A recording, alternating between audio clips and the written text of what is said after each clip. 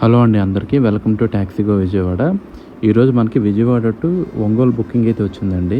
So customer location వచ్చేసరికి మన KLU దగ్గర మంగళగిరిలో. అయితే కస్టమర్ నాకు నిన్న ఈవినింగ్ కాల్ చేశారు, ఇలాగ రేపు మార్నింగ్ 7కి ఒంగోలు వెళ్ళి రావాలి, కుదురుతుందా అని. సో కస్టమర్ చెప్పిన టైంకి అయితే పికప్ చేసుకుని ఒంగోలు అయితే రీచ్ అయిపోయాము.